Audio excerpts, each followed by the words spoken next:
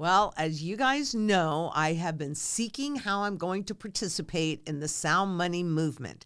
And I am so excited today to have JP Cortez, who is the executive director of the Sound Money Defense League, which is a nationally renowned policy group known for its fervent commitment to advocating for stable and constitutional money system. With a passion for Austrian economics and a deep understanding of monetary history, Cortez has become a leading voice in the movement to restore sound money to its rightful place in society. So with legislative victories in more than a dozen states since 2018, he aims to foster a broader understanding of the vital link between sound money and individual liberty. And I am so happy to have him here today because I know we are going to learn so much on how we can come together as community and make a difference. JP, thank you so much for coming today. It is so nice to meet you. I've been watching your interviews for years. This is really exciting for me. Oh, I'm very excited to meet you. I was excited when you did reach out to me. And I've been doing just at the very beginning Citizens for Sound Money. And, you know, I kind of view it as a big community and the more voices in that community. So Money Metals or anybody else that's in this this industry, I view it as growing community. That's what because the more voices, you're going to reach different people, and we need to get, you know, a big movement going. Absolutely. And it's more important than ever, right? The reason that we like sound money, the reason that I work to promote sound money is not necessarily because of my personal stack or because of something I want the price to do, but because we understand the monetary history and the economic history shows that sound money is a crucial ingredient to a prosperous society. It keeps us out of wars all over the world we shouldn't be fighting. It keeps a bureaucracy here from bloating and growing too large. So it is a necessary condition for human prosperity, and that's why it's so important. Yeah, and you bring up a point too when I was listening to your interview on freedom. And people don't realize that we have just basically given our freedom away because gold requires fiscal responsibility. So one of the things that I wanted to discuss with you is what's going on in Zimbabwe right now. Mm-hmm. And I know you've been following that like a hawk because it is a real-time example of a country attempting to regain the confidence of the public. What are your thoughts on what's been going on there with their monetary system? I think the Zimbabwe example is one of many. Countries all over the world are starting to consider alternatives to what has been a U.S. Federal Reserve note dominated financial landscape for decades now. The Zimbabwe example is a good example because naturally, the people who are considering these alternative currencies and they're starting to wonder, well, if I were building my own currency from scratch, how would I want that to look? What would I back it with? And you'll find that whether we're talking about Zimbabwe or Russia or Iran or Poland or the Czech Republic or India and so on and so forth, the Schelling point, the communal point that all of these alternatives seem to keep reaching is gold and silver. It's a money backed in gold and silver. And we know that it's debatably the best money on earth because of its monetary properties, because of its ability as a store of value, because it's divisible, fungible, it's an accepted median. For thousands of years, that has been the case. And no matter what kind of legal tender shenanigans a federal government might declare on a paper note, no matter what kind of edict or executive order comes down from Congress or from the Oval Office, things that are not money will not survive as money given a long enough timeline. And right now, the dollar is being propped up by our obligation to pay taxes in the US dollar. But we're seeing it all over. Zimbabwe and all of these other countries are building alternatives to the politicized, weaponized US dollar. The Zimbabwe example is really interesting, though, because it was one of the first real attempts at creating a gold-backed currency in competition with the US dollar and just as a means to stabilize the Zimbabwe economy. It was gold-backed, like we said, and there was a lot of promise. There was a lot of talk about, wow, this great currency. But the thing is that establishing a gold-backed currency is a different thing than maintaining one. Maintaining a gold-backed currency requires immense fiscal discipline, and it requires long-term planning from politicians. And that is not a skill most politicians have. So while a gold-backed currency is great, if you look now, you'll see that it's already been devalued. They have already started tinkering the knobs to which manipulate or to control this, what was supposed to be a stable, secure, gold-backed currency, and that is already not the case. So when politicians have access to the levers and to the knobs that control a country's money, they will turn them for politically expedient purposes. Well, that's a really good point, but there's another point that for me I see has really risen to the top, and Zimbabwe I think was a great example. And we'll talk about the BRICS and all of that as well, but the general public thinks that, well, you can just back a currency with gold and there you have it. But unless that gold can be removed from that currency, so in other words, unless it is convertible, it's not really backed. It's merely pegged to whatever manipulated price the governments want to do. So so for me, when Zimbabwe said, well, we're backing it, but you can't convert it, and oh, by the way, it's only digital. Well, if it was truly backed and the population had taken their power back to convert it into it, they couldn't have done that overnight revaluation, right?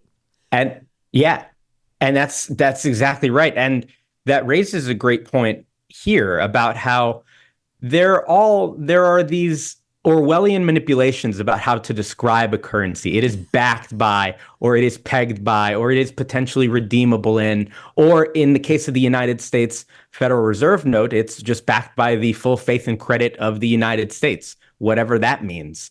But that doesn't actually make a true currency, and it speaks to how a top-down approach to, for example, something like a gold standard might even be misguided.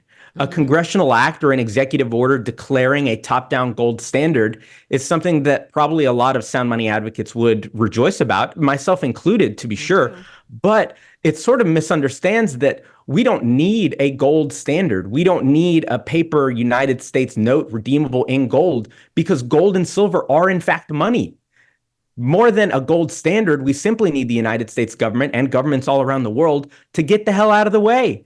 Let gold and silver operate as money the way they have for thousands of years, and let the market decide, because we know that markets are the best ways to allocate scarce resources. It's how you get the best quality goods. It's how you get the lowest price possible. And money is just like any other good. You can do it well, or you can do it really poorly. And Americans have been trapped with few options of escape. And now these alternatives are starting to come up. Like we mentioned, the Zimbabwe ones, the BRICS ones. But of course, even domestically, we're seeing that the retail investor, the average American, has more access to metals than they ever have. Yep. And it's fractional, it's digital, it's accessible. It's literally at the same store you buy your groceries at in some cases. So I'm super bullish on the future of sound money here, and the future of what America's money could look like and what we could imagine that to look like, working for the people as a stable, reliable value versus working to fund a government that is doing things that many Americans don't approve of, and in many cases aren't even aware of. Right. But of course, when they set up this whole system, they knew many things, but they knew two key things. Number one, they knew that people do not understand inflation. And even the central bankers that are supposed to be regulating the rate and speed of that inflation have admitted that they don't understand it either. So that's a bit of a problem. And they also recognize that people marry the legal money of the state, right? And so what could be built into a new system to prevent that abuse from happening all over again like it has? I mean, in the new system, are we going to have they have to wipe out this debt, or, well, that's my opinion. I don't know how you feel about it, but how do you feel like we can go into a new system? Because we are going into a new system. Mm-hmm. So what do you think that looks like? I think a big part of it that is underappreciated, and perhaps the flaw that eventually doomed what was once the greatest global reserve asset the world had ever seen, was ultimately the lack of diligence from the people in any given country. Politicians are always going to be expedient. They will always reach for power, and a monetary monopoly grants them debatably the greatest of powers. The ability to control the value and the supply of money grants you such immense power over the people of a country, over competitors, over other countries, especially if yours is the global reserve currency. This is an immense, awesome power, and America's stewards have proven time and time again that they simply cannot be trusted with this power. So first and foremost, regardless of whatever system comes, regardless if it's gold-backed, if it's digital, if it is a central bank digital currency, if it's more of the MMT, regardless of what system comes next, the diligence of the people in that state to ensure that politicians are acting fiscally responsibly will be first and foremost, because even if we establish a gold standard, it's just one generation away from being taken away by politicians. So part of it is learning to be an active participant in your legislature. That's why we do a lot of the state stuff, removing sales tax, removing income tax, doing things like that, because we empower people in the states to act. And in the case of Lincoln, Nebraska, or Nashville, Tennessee, or Salem, Oregon, you still have power in those state legislatures. You can actually make a difference in those states.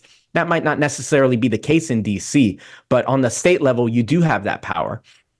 To reintroduce gold and silver as we see it, the best way is simply to remonetize it. Gold and silver did not fail as money. The gold standard did not fail. It was killed by selfish, greedy politicians who wanted the luxury, the control of the monetary system to be able to point it at their political whims. Right. So gold and silver don't need to be reimagined or redesigned. They need to be released. They need to be released from the chains and the shackles that the federal government, the state government, and the IRS and other regulatory bodies have placed on the metals. In some cases, you're going to get charged with a sales tax when you buy precious metals. In most states, you're going to get hit with a state capital gains tax. And then the feds are going to charge you a federal capital gain tax as well. So look at all that friction, Lynette. You literally can't imagine using gold and silver as money today because it is unworkable. It is untenable because of all of the regulations. But if we start removing some of that briar, some of the brush, the disincentives and the obstacles standing in the way of smart innovators and entrepreneurs continuing to innovate within this space. Mm-hmm. We mentioned the digital stuff earlier, the fractional stuff, things like gold backs, things like digitized asset-backed tokens. We're seeing smart people try to recreate and reimagine what a contemporary money can look like, if only given the space to do so.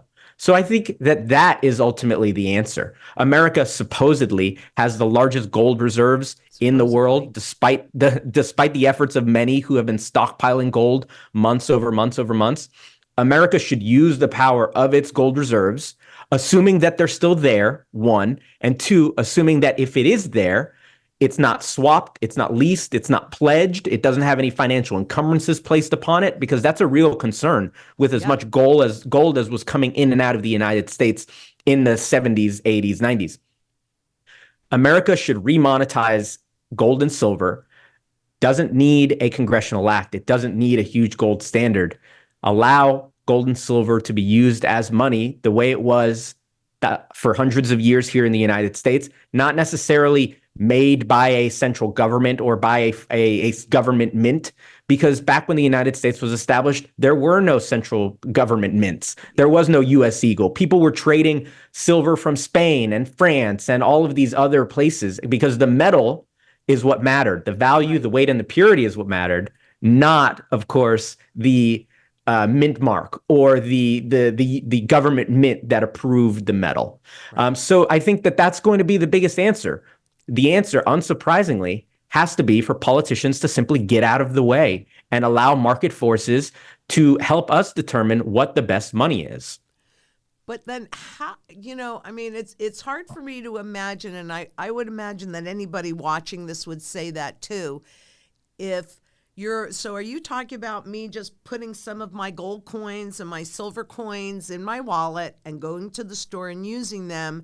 And then how does that take control of the whole narrative from Wall Street, from the government, from the central banks? If you wanted to use your precious metals in that way, we're removing the disincentives to make it to where you can.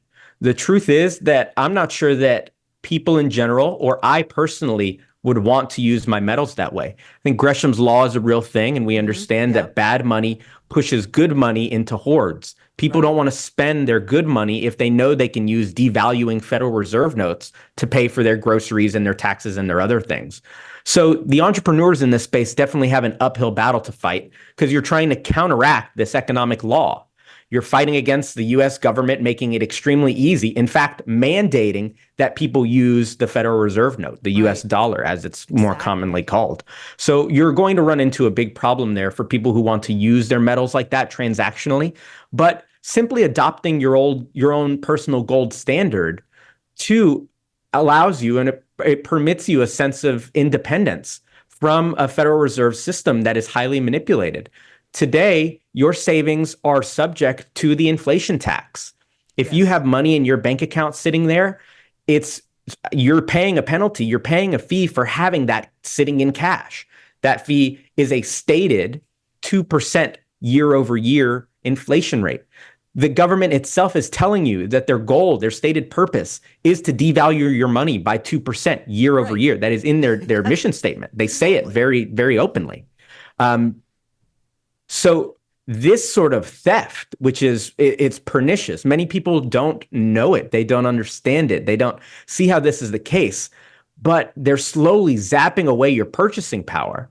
We see now gold and silver hitting all-time highs, seemingly day after day. It feels like every other day we're hitting all-time highs. But what if that all-time high is simply a reflection of the devaluation of the dollar? Exactly. Of course, gold is priced in dollars. And the gold price going up, what that's telling you is that it takes more of the devaluing units to buy the same 1 ounce of gold or silver. So when you think about money kind of in that way, you see, wait a second, my dollar is buying me less and less. I'm going to the grocery store and I'm seemingly unable in some cases to buy groceries to feed my family. I'm paying my energy bill and I'm finding that this is way higher than it used to be. I can't buy a used car. I can't afford to send my kid to college. I can't. And the reality is more and more people are waking up to the realization that this is not an act of God. This didn't happen by accident. Inflation is a policy choice. And they're using this money, they're stealing from taxpayers. The productive sector of the economy is being siphoned by the unproductive sector of the economy to fund wars in Ukraine, in Israel, in Iran, in parts of Africa, in places Americans couldn't even find on maps in many cases. Yep. So to reestablish and recapture, reclaim gold and silver as money empowers individuals and it constrains the government. That's a message to the stewards of the government saying, hey, we won't stand for this kind of monetary political abuse. We are going to seek alternatives. And if the dollar wants to die the way every other paper currency in monetary history has come before it has died, if the dollar wants to suffer that fate too, they can and they will if they don't shape up. Well, quite honestly, I've studied currency life cycles since 1987, and it really is already dead. Even officially, you look at the big fat zero on the bottom of the purchasing power chart. So a lot of this is hidden. But I want to go back to the States and how, open my eyes as to if there is not a component of convertible gold inside of whatever the new currency is, how can people just by using their gold and silver overcome the giant Wall Street engine that chooses the winners and losers based on the direction of the central bank, of the private central bank. How would that work? I mean, I definitely agree with you. It's got to be a grassroots effort, and I would like you to tell everybody in maybe a little bit more detail how they too can become and participate, because we have to come together in a sound money movement, and it has to be global. It can't even just be the US or China or anywhere else. This has to be a global movement, because this is a global reset of the entire financial system. So how do you see how we, the citizens, can actually participate in defining what that new system is? Do you have some thoughts on that? I know it's a tall order, but I'm trying to figure this out myself. Yeah, it definitely is a tall order. And to be sure, we're working on multiple fronts to try to make this happen. We're working on the federal level with Congressman Mooney to introduce federal bills, such as bills that would eliminate the federal capital gains tax on gold and silver. We have bills that would audit America's gold, what I was talking about earlier, a full audit of the gold holdings that are supposedly stored at Fort Knox and in New York. We've also introduced or worked with Congressman Mooney on legislation to readopt the gold standard, an actual peg. So that's the federal legislation. On the state level, the idea is, one, that the efficacy of political power for the average American on the federal level is pretty low. There's not a whole lot of belief that your phone calls or your emails will make a difference, right. But that's not true on the state level. And that's important because we have seen over the last several decades, the feds are starting to take cues from the states. Yes. The beauty of the American system is that all 50 states can operate as their own individual sandbox. They're all individual experiments.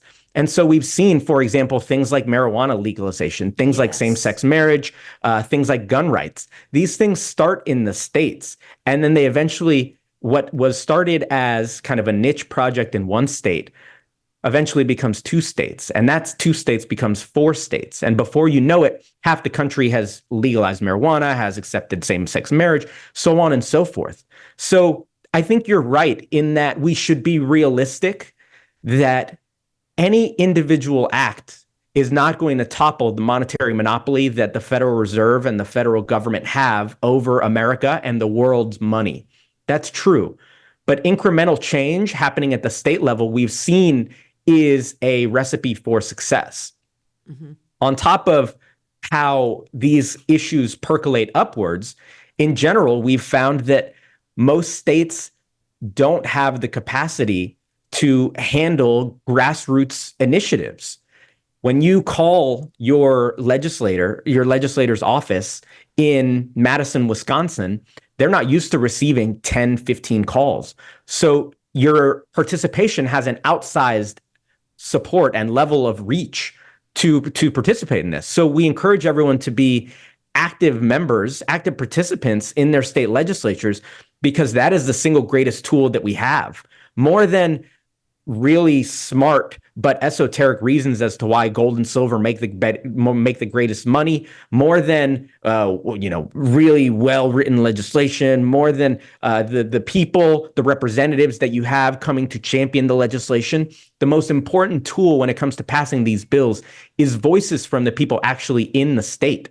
So the single greatest thing you could do to promote sound money legislatively, outside of adopting your own personal gold standard, is to contact your legislator during these key times. Just this year, we worked on 7 successful pieces of legislation. This was in Wisconsin and Alabama, Nebraska, Kentucky. And these are all pieces of legislation that go through the process. They have Senate hearings, House hearings. They eventually reach a governor. And at every single one of these crucial junctures, the bill can die. The bill can be filed away with any of the other thousands of bills that are introduced and that die every single year. But it's the participation. It's the people in the state ultimately that is the engine that drives these bills forward. So to participate, to be an active participant in your legislature has an enormous outside effect. And I encourage everyone to do that on gold money, on sound money, on things that affect inflation and America's purchasing power, of course.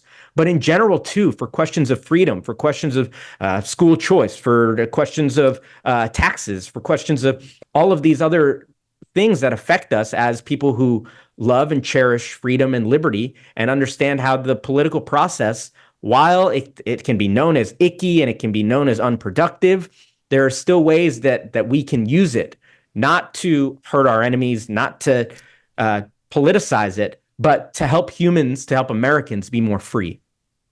So do you have a roadmap that somebody that has no idea what to do or even where to start, or who's even part of the system that they should contact? Do you have a roadmap for them? We do. We have what we call the Sound Money Index. We partnered with Money Metals Exchange in coordination with them to put out a yearly scorecard of all 50 states, ranking them by their pro or anti sound money policies. These are a ranking that considers all sorts of different criteria, such as sales and income tax, their sales and income tax state rates, whether a state has established a bullion depository, whether they have bolstered their pension funds or their reserve funds with physical gold, whether they have issued state gold bonds, whether they've eliminated any of the onerous and harassing restrictions that many states place on precious metals dealers. So this is a very robust scorecard that graphs and maps each state's progress. It tells you what comes next, what steps should the states take next, what have they done already, what steps are left to be taken. We are actually putting the final touches on the 2025 edition of that right now. That'll be out certainly it's sometime in November, in the next week or two, I would say. And it captures and really holds accountable politicians and states that are either being proactive about passing gold and silver, about removing the taxes and the regulations standing in the way of people using it as money again.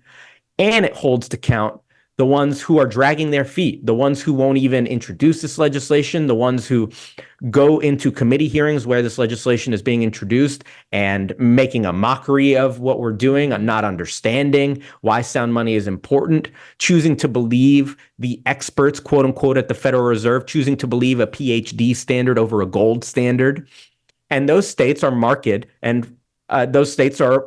by their low scores down at the bottom of the index. So we're excited. This is the Sound Money Defense League's 10th year of advocacy, 10th year in existence. So we're excited to put out this edition of the Sound Money Index to kind of commemorate 10 years of advocacy and to celebrate what has come and what is coming next for sound money at the state level. Well, that sounds like, it's something that we all need to do, because there was a sign that I saw when I was looking at Zimbabwe, and it was so powerful because it said, "But what can I do? I'm just one person," said 7 billion people.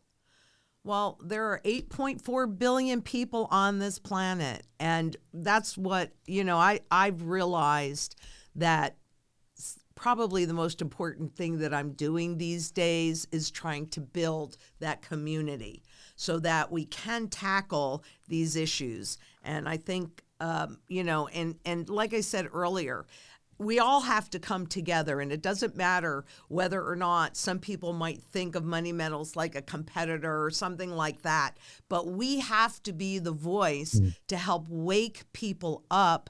And then you've got skills and talents and experience. You guys have been doing it for 10 years. I'm sort of just, not that I haven't been understanding currencies and life cycles, but really, to be perfectly open and honest about this, realizing that I needed to play a much bigger part, because if not me, who? And if not now, when? Right? And that's something that I encourage everybody to look in the mirror, because we've got to do this. What do you see if we don't do this, if we don't come together? What do you see as our monetary future? I see the same future as that of the many paper currencies that came before this one that we're at now. I see there are tragic stories. You hear stories of, not lately, but Argentina at one point was struggling with incredible inflation that made it impossible to certainly save, but also to to live your life without constantly thinking about the financialization of everything. Right. Imagine a world where you're paid and then where you receive your paycheck and you think to yourself, I have to spend this money today because if I go to bed and I wake up in the morning, this money that's in my bank account will be worth half. It's impossible to plan for the future. It's impossible to build infrastructure. All of the things that increase the satisfaction with human living, the things that decrease world hunger rates, illiteracy rates, child mortality rates, all of those things require being able to plan for the future, require foregoing spending today so that we can invest and spend in tomorrow. And that's what makes sound money is so important, where today you have a economic system that is truly only working for the wealthy. By that I mean, of course, what are known in economics as Cantillon effects. That's the Austrian explanation of a central bank system where the people closest to the central bank, the politically tied and politically powered, politically connected, those are the ones that benefit most from new money. Right. And by the time all of those politically connected firms and businesses and organizations and conglomerates have that money and spend it, and it trickles down to us, the average American consumer, prices have already adjusted, and we're now getting hit with that inflation. This system itself, fundamentally, has to change because it does not work for the American people. It does work for a specific set of bankers and politicians. And corporations. And of course. And by the way, those banks, including the Federal Reserve, are private corporations. Just a little aside. But do you think, in order to shift from one currency regime into another currency regime, and considering the fact that our money, the full faith and credit is really the ability of the government to just grow more debt. But do you think that there's a way to avoid a hyperinflationary event? I think there's a way to protect yourself from a hyperinflationary event, but do you think that there's a way to avoid that going into the system? Sorry. Yeah, I think no. I think there are interesting ideas as ways to avoid that. Recently, I don't know if you've heard. I heard Judy Shelton recently talking about gold-backed treasuries as a way to kind of mitigate the debt. I think, though, the base case for me is that the American empire will continue to grow. So regardless of what happens next week in the election, regardless of who gets inaugurated in January, the United States will continue to function as it has for many decades. The bureaucracy will continue to grow. The wasteful spending will continue. The forever wars will continue. I'm not hopeful that the U.S. will shrink its deficit. I'm not hopeful that M2 will consistently come down and America will stop printing with the quantitative easing and the quantitative tightening that is rocking, seesawing back and forth. I am not necessarily hopeful that whoever comes next will completely fix all of America's problems. And so I think fix any of them. They don't understand. That's such an important part. And I think kind of highlights what you were just saying about the role you've been playing and the role that you will continue to play as an educator. Because I personally have benefited so much from watching your content for years now. And look, at the state level, at least, there are more than 7,000 elected state legislators, like 7,400 elected state legislators across the United States, the vast majority of which have never heard the term sound money, have never given any thought to questions about what money is or where it derives its value or what kind of properties you might want your money to have. So the education is such a crucial part of this, be it when speaking to legislators or be it on your YouTube channel, be it at conferences or whatever it is. Like you said, adding more voices to what we know to be, in my opinion, the single most dire issue facing the United States. You look at the greatest empires that have gone through the history of the world, and you'll look and you'll see that currency debasement is a large thread through the history, the story of all of these as to why these empires fall. Yep. This is a massive problem facing the United States. And is there a way to avoid hyperinflation right now? As far as the actual numbers of it, I would be hard pressed to say. I'm not necessarily hopeful, but I do think that the vast majority of what comes next is solely in the hands of the United States. The United States had the greatest still the global reserve currency, had the greatest monetary unit in the world, and they politicized it and they weaponized it and they perverted it and they beat it to death. Yep. So now countries all over the world, adversarial ones or not, are looking for alternatives, not because they're just woke up one day and decided, oh, we need alternatives, but because after seizing assets, because of kicking people out of SWIFT systems, because of dealing with other countries the way a parent would deal with a petulant child, taking away rewards, taking things that don't belong to them. Because of all of this, countries are now looking for alternatives. So the United States really has very few options at this point. They can be more responsible stewards. They can get the consent of the taxed, the people in their country, having them actually consent to the things that they're being taxed for and to do.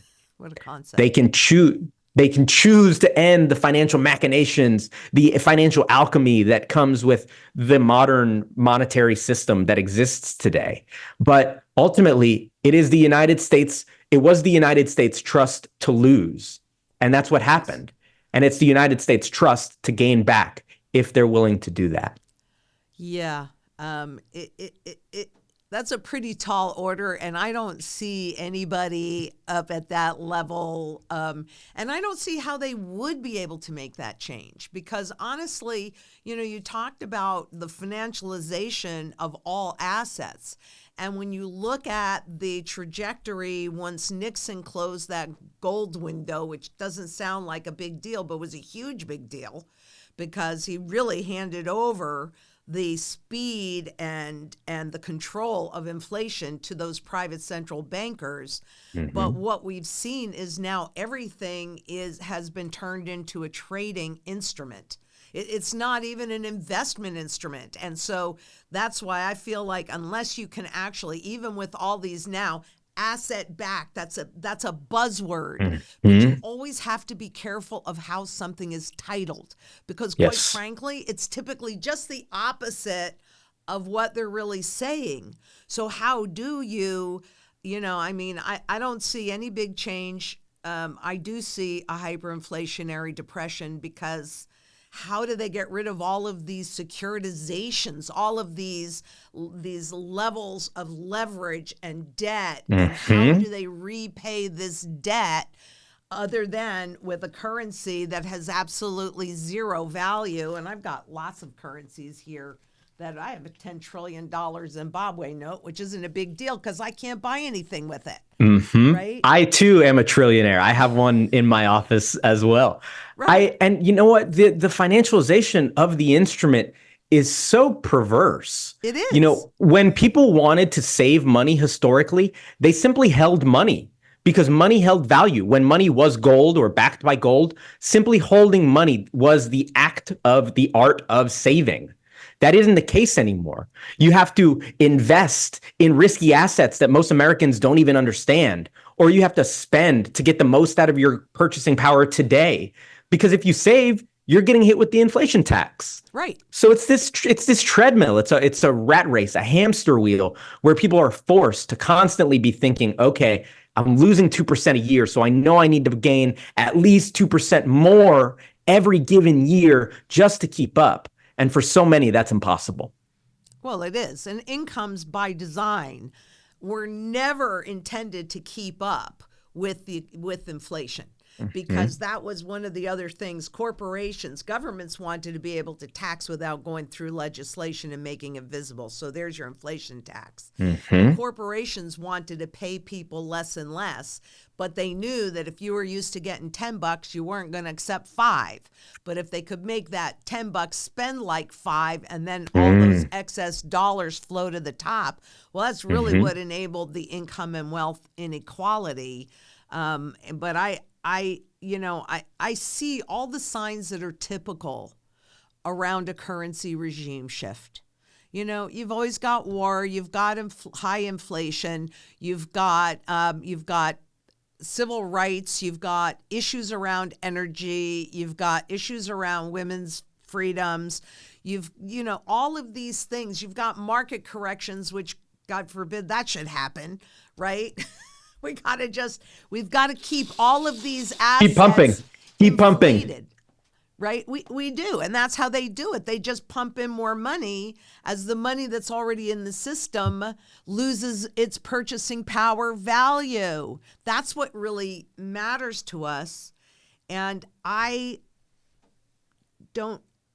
wish I could say something different because I have children and grandchildren, but I see no other option to shift into a new system but a hyperinflationary event. And you said you've been watching me for a few years, so you know my mantra, and it developed because I saw the system die in 2008. We have to have security in order to sustain a reasonable standard of living. Food, water, energy, security, barterability, which for me is about silver, wealth preservation, which is about gold for me, community, which is arguably the single most important thing because we're running out of time, and shelter. And, there's lots of subcategories in all of those, but, I feel so strongly that what are the tools, if you can't convert it, what are the tools to force Wall Street, to force the Fed, to force the government? I mean, when you could walk in with one of these and walk out, well, this is a $1 gold coin, that created those fiscal restrictions. But if it's not convertible, how do we force the public? Because if we don't force it, it's not going to happen. I mean, doing the same thing the same way and expecting different results is insanity. It's crazy. That's what I'm trying to figure out. If it's not convertible, if you're doing all these digital assets, you don't have to convert it, but you have to have the right to convert it. Because otherwise, how do you hold these people and these institutions accountable? How do you do that? You're absolutely right that, especially like you mentioned, it's a buzzword. When you're talking about some of these financial products, when you're talking about some of these currencies coming out, especially in that space, the digital space, the crypto space is one that's known to be a little sleazier, a little more backhanded. So it's important to be incredibly diligent when you're thinking about investing in or trying to use some of these digital products. I think you're largely right in that I don't really see a way out on the federal level. I'm not necessarily hopeful that someone will come and make some grand gesture that saves us. But I saw a clip yesterday of J.D. Vance, who is the vice president nominee for Donald Trump, the Republican ticket. And he was talking to a podcaster and he was being asked about Ron Paul.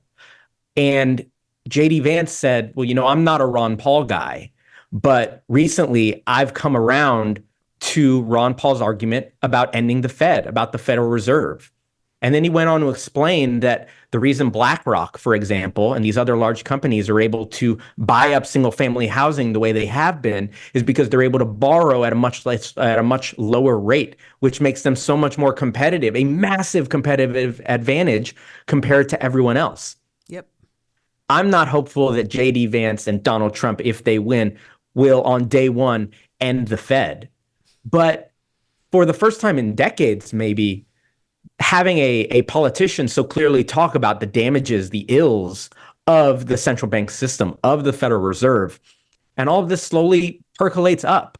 This was what started, at least in the modern time in the United States, what started in the 90s and then in 2008, 2012, those Ron Paul runs of libertarianism and ending the Fed and ending the IRS and bringing troops home, ending the drug war, doing these things that promote freedom and liberty. And frankly, at his time, he was kind of laughed. He was by the mainstream media. Yeah. He, was very popular among military service members, police, fire. All of those people were very supportive of him. But the mainstream media, the financial analysts of the world, the politicians, sort of did not take him seriously. And we're seeing that he was ahead of his time, because look at what percolated then all the way up to where we are now, making Ron Paul of that era the most relevant Republican politician of the last 20 years, because he's actually still being talked about at the most important junctures of the American economy.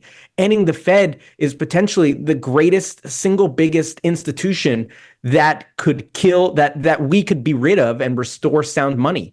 That's such a massive, massive thing to do. And it's a huge lift, because it's not going to happen at the state level. It's not going to be a policy group. It's going to have to be the convergence of all of these different elements of politicians who are able to look past immediate reelection prospects, of global geopolitical uncertainty, probably things like alternative currencies sprouting up. For something like that to happen, for America to reestablish a gold standard, all of these elements are going to have to converge to the perfect scenario. And we're almost there. National debt is higher than it's ever been. American credit card debt is unbelievably high. The myth, the resilience of the American consumer is a total myth. Right. People are being shut out of home ownership in ways that they never have before. So many Americans have used that vehicle to protect their savings, to protect their wealth. And now that door has been shut in their faces. So what's left as assets that we can do, that we can invest in, that we can use to store wealth, to store purchasing power? Gold and silver obviously fit that bill. Yeah. So they are providing escapes to inflation. They're providing means to grow wealth. You know, if the idea is that government will continue spending, these all-time highs, they're going to keep coming. There's obviously there's bank manipulation. You can talk about all that, but in general, with electrification, with mining being what it is, I'm extremely bullish on gold and silver as investments as well, just as a question of number go up technology. So I am extremely hopeful for sound money, and I don't necessarily think it has to happen at the federal level. More than a peg, even, the best thing to do would simply be allow people to use gold and silver if they want to, not the asset-backed stuff, not paper notes in exchange of, not things redeemable upon receipt, but using gold and silver as actual money. You mentioned, you've got some of those fractionals. You've got the 1 ounce. You've got your 10th ounce silver rounds. You've got these multiply bars. I don't know if you've seen the little break apart bars, the Valcambis. It's so accessible to the average retail consumer, to the average American today. And it's never been easier to then readopt your own gold standard and opt out of this system that's weaponized and used in ways that many Americans wouldn't approve of. Well, I think that's really a good point, and that's something that has really given me a whole lot of hope over this past year, is the rise of the public and the generations, the younger generations that are actually, there's a big sea shift that's happening, because a lot of these younger kids, they're getting out of college, they've got these credit cards. I mean, they are saddled in debt. And they're now saying, oh, no, and there's a rise in cash use because they don't want to go over their heads. And they realize the easier it is to spend money, the more of it you spend. And then once your debt load takes over and you're compounding interest, you're never getting out of debt. You're done. You're cooked. Exactly. And that's where we are. In the U.S., we've been compounding interest for such a long time. I did that study. It was back in 2009, and anybody can do it. You go into the Fred and you just pull up the debt levels, and you can go in and you can pull up the spreadsheet on the income levels, and you just compare the two. And it becomes real obvious real quickly that we have spent more than we've been taking in, and we haven't even been paying all the interest on the debt. So even when they talk about how much that debt interest is in spending, it's not real, because they're not taking into account the compounding fact of what they're really doing. So it's... And of course, the Keynesian mindset is such that they see a number like this, and the Krugmans of the world are saying, oh, well, we just owe it to ourselves. Right. It's not a big deal, without understanding the morality behind saddling future generations with all of this debt, giving them no upward mobility, no chance of being able to provide and grow and live in a prosperous place. So we talk often about how money is like a unit of account and something used in exchange, but money is more than that. It's a social societal tool as well. More than, or rather, second to language, second to spoken language, there is no other tool that human beings use to convey their wants, their needs, desires, to withhold their support. Money is a tool that allows us, enables us to reflect and to portray our values, our virtues, the things we're interested in. And the government has come in and manipulated all of these signals, all of the things that money used to stand for when it was honest weights and measures, when it was an accurate depiction of value. And that's just not the case anymore. Well, it's true. And they've actually even, because I've been doing this for so long, on some level, I've actually been doing it since I was 10 years old and I just turned 70. So that was just so weird for me to say, but it is what it is. But I'm also, seeing that it used to be on the Fed's website, the functions of money, tool of measure, but it would be a short-term store of value to make sure you were fairly paid for your labor, as well as a long-term store of value so that no matter when you use that money, you were always fairly paid for your labor. They've taken those two out. Now it's just a tool of measure and a tool of barter. Meh, who cares about it? And even still, it's Orwellian to think that they're calling it as a unit of measure. If I were shrinking at 2% year over year, you would call me crazy if I referred to myself as stable-heighted. Exactly. It would make absolutely no sense. It's Orwellian. It's sleight of tongue. It really is. And I think that we need to continue this conversation and have it on a more regular basis, and actually even with some action plans and all the links on how to follow your work and for that index and everything is below. Is there anything else? Because there's so much that's going on and we haven't even scratched the surface. But what else do you need our viewers to really understand that's happening right now, and something that they can do for us as a community together? The single biggest thing that I would encourage people to do if you're interested in participating in legislative battles like this would be to go to our website, soundmoneydefense.org, and fill in our contact form. We ask for your zip code and your email address. We ask for your zip code because we have it segmented, our contact list in our backend, so that if there is a hearing or a key vote in Nashville, Tennessee, or in Augusta, Maine, or in Lincoln, Nebraska, or in Jackson, Mississippi, if you're in one of those states, you'll receive that action alert, and we'll provide contact information, phone names, phone numbers, email addresses. In many cases, we also provide pre-written messages. So we make it very easy for people to participate. So if you have any interest in fighting some of these, if you see on the index that your state is lacking and you want to bring some of these policies to your state, please find me, find us. You can find us on Twitter at SoundMoneyDef. And you can find me at JP Cortez 27. So yes, please follow us. Oh, we also, if you don't mind, we offer a scholarship and a fellowship every year. We have set aside 100 ounces of physical gold, again, in partnership with Money Metals Exchange, to help provide students opportunities, paid opportunities, to help further the research and the academia and the scholarship done on sound money. So we offer a scholarship. I'm not sure when this is airing. The deadline is actually tomorrow, but this is a paid opportunity.